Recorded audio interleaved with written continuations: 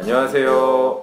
인생 후반전 내 몸 사용법 구독, 좋아요, 알림 설정 부탁드리고요. 오늘의 주제는 건강한 다이어트를 위한 식단입니다. 오늘도 역시 친절한 유튜브 주치 가정의학과 전문의 임닥터와 함께 하겠습니다. 네, 반갑습니다. 네, 저희가 한번 임닥터의 성공한 다이어트 식단 한번 했는데 저 그거 곤란했습니다. 여러 주변에서 뭐 많이 물어봤는데 네, 갑자기 뭐 여러 사람이 물어봐가지고 그럴 것 같아요. 우리가 요약하면 사실 네. 탄수화물은 적게, 네. 단백질은 많이, 네. 지방은 적절히, 네. 그리고 채소를 많이 먹자. 네. 이렇게 원칙은 얘기해 주는데 네. 또 언론이나 이런 인터넷에서 찾아보니까 네. 저탄고지 다이어트라는 그러니까요. 저탄고지가 워낙 유명하니까 네. 주변에서도 저탄고지 얘기한 거냐 이렇게 질문을 많이 하더라고요. 근데 이제 저탄고지 다이어트 식단이라고 있는데 흔히 케토제닉 식단이라고 하잖아요. 네. 케토제닉 다이어트에서는 극단적인 저탄이죠. 하루 뭐 20g, 뭐 50g 이하 이렇게 저탄을 되는 거죠. 아니, 하루에 20에서 50g 네, 탄수화물을. 그렇죠. 야. 그러면 우리 에너지원이 탄수화물이 있는데 이게 50g 이하로 극단으로 제한됐어요. 거의 안 먹어요. 그럼 나머지 칼로리를 뭘로 채울 거냐고요. 여기서는 다른 에너지원으로 지방을 섭취하라 이거예요. 네, 그래서 저탄고지예요. 그래서 뭐 1대1대 7 뭐 이런 얘기도 나오고 하던데 단백질도 영향을 준다고 생각을 해서 단백질이 20%라고 얘기하는 거예요. 거기서 단백질량이 많이 늘지 않는 이유가 거기에 있어요. 케토제닉 다이어트라고 하는 건 케톤과 관련된 다이어트. 케토제닉이라는 것은 몸에서 케톤을 만들어내는 상태를 얘기해요. 그러니까 원래 몸에는 케톤체가 거의 없어요. 아주 소량만 있는데 이게 생기는 특수한 상황이 있어요. 몸에서는 그게 공복이 길어질 때 또는 기아 상태.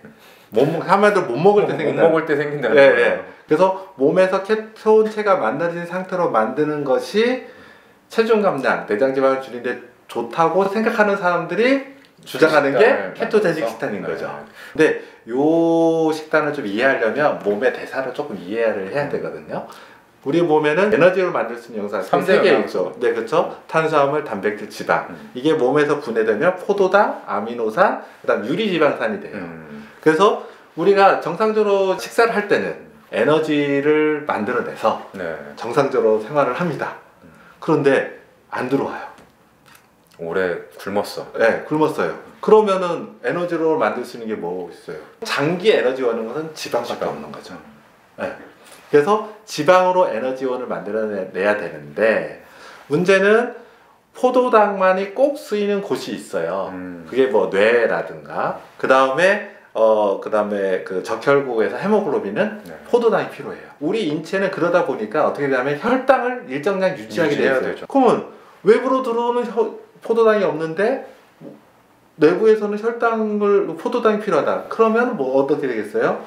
몸에서는 포도당을 만들어낼 수밖에 없는 거죠. 지방에서는 포도당이 못 만든다고 그랬잖아요. 그렇죠. 결국 아미노산, 즉 몸의 구성 성분을 분해해서 아미노산에서 포도당을 만드는 과정밖에 없어요.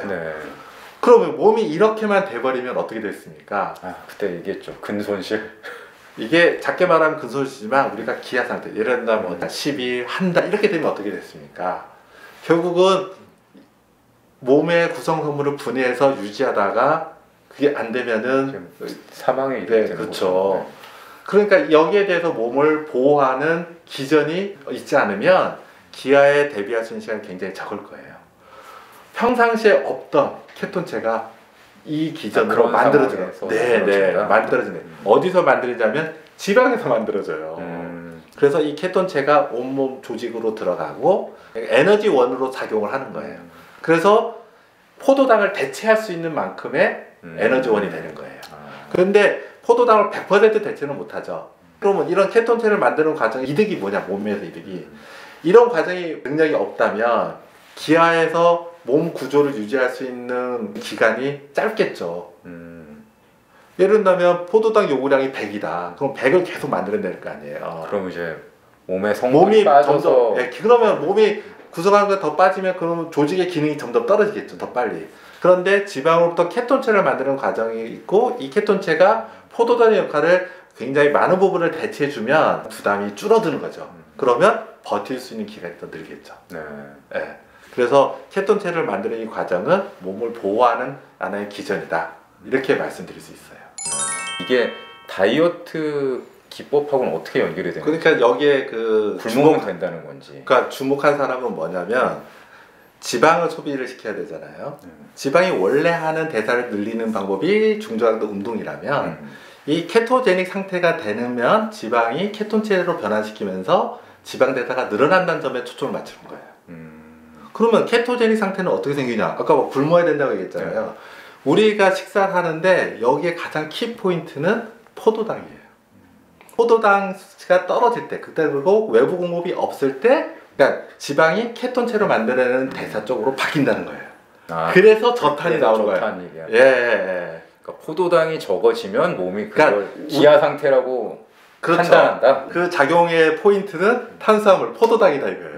케토제닉한 상태를 지방이 케톤체를 만드는 그런 대사를 항진시키는 그런 것이 필요하다. 그래서 지방 소비를 더 많이 늘리자. 이게 케토제닉 다이어트의 핵심인 거죠. 근데 이 케토제닉 식단에 대해서 좀 생각해 줘야 될 게 하나가 있어요. 하나는 이게 다이어트용으로 처음 만든 식단이 아니에요. 그러니까 소아 뇌전증, 경련 환자에서 이 케토제닉 식단이 치료 식단으로 나왔거든요. 이 케톤체가 뇌에서 아까 에너지원으로 쓰인다고 하잖아요. 이런 과정이 뇌전증의 증상을 좀 완화시킨다는 보고들이 있는 거예요. 그래서 소아 뇌전증 환자에서는 케토제닉 이 식단이 치료식으로 쓰이죠. 사실은 그런 면에서 안전하다고 주장하는 사람들도 꽤 많아요. 그렇잖아요. 뭐 소아 환자에게도 그렇죠. 그렇게 했을 때 크게 문제가 되지 않았고, 그리고 예를 들면 흔히 말하는 이 케토제닉 식단으로 꾸준히 자기가 유지하는 분들도 상당수가 있는 거죠, 지금도. 그 케토제닉 식단을 했을 때 그러면 또 논란이 되는 점들이 몇 가지가 있어요. 우린 지방을 줄이려고 하는데 그럼 나머지 칼로리를 지방으로 먹는 거잖아요. 그러니까 우리가 치료식으로 했을 때는 그런 개념이 아니잖아요. 그렇기 때문에 지방 섭취가 문제가 안 돼요. 근데 다이어트 목적 식단이라 했을 때는 탄수화물을 줄여놨더니 그러면 칼로리를 지방으로 섭취한다. 그럼 뭐지? 이런 생각이 든단 말이에요. 그래서 여기서 중요한 게 칼로리죠. 총 칼로리. 그러니까 케토제닉 구성을 1대 2대 7이든 어쨌든 그러니까 저탄 고지 식단을 했어요. 이거를 엄청 과식을 한다. 그러진 않겠죠. 다이어트 될 수가 없죠. 그리고 지방은 탄수화물보다 더 많은 에너지를 만들어내잖아요. 그러면 칼로리가 아닌 그람수로 따지면 더 적게 먹어야 된다는 거예요. 그렇죠. 양으로 보면 더 작아야 되는 거죠. 작아야 되는 네네. 거죠. 그런데 궁금한 게 좀 부작용은 없을지. 그러니까 부작용도 논란이 있어요. 그러니까 최근에 이제 외국 연구에서는 저탄고지 식단으로 한 경우가 사망자가 더 늘었다, 사망률이 높았다 이런 보고가 있거든요. 가장 염려되는 건 그거죠. 케톤체로 만들기 위해서는 간에서 만들어지거든요. 그럼 지방세포에서 유리지방산이 분해가 돼서 간으로 지방이 이제 전해져야 되고 이런 과정이 있죠. 그럼 결과적으로 혈관 내에 지방이 많이 돌아다니는 거잖아요. 지방산. 그러겠네요. 고지혈증, 동맥경화의 문제. 그래서 뭐 최근에 발표된 연구 결과에서도 이런 심혈관계 질환에 대한 사망률이 올라갔다 이런 얘기가 있어요. 근데 또 어떤 보고에서는 뭐 큰 영향이 없다. 근데 큰 영향이 없다고 할 수는 있는 이유가 또 생각해보면 몇 가지가 있어요. 첫 번째는 식이로 먹는 지방의 전제가 많지 않아야 된다는 거예요. 하루 칼로리 구성에서는 많지만 실제 양으로 봤을 때 먹는 지방은 다 소비하고도 부족하다 이런 상태로 돼야 된다는 거거든요. 그래서 다 소비가 된다 이런 측면도 얘기하는 거고, 지방이 대사가 되려면 어차피 나와야 되거든요. 그러니까 모든 다이어트 과정이 사실 지방 대사가 되기 때문에 고지혈증을 좀 유발할 수도 있다 이런 뭐 식으로 주장도 있죠. 말씀드리고 싶은 거는 이 저탄고지 케토제닉 다이어트에 대해서 그러니까 케토제닉 시기는 안전성이 인정됐죠. 그런데 케토제닉 시기 자체가 안전하다고 해서 케토제닉 다이어트 식단이 안전한가에 대해서는 아직 논란이 있다는 거죠.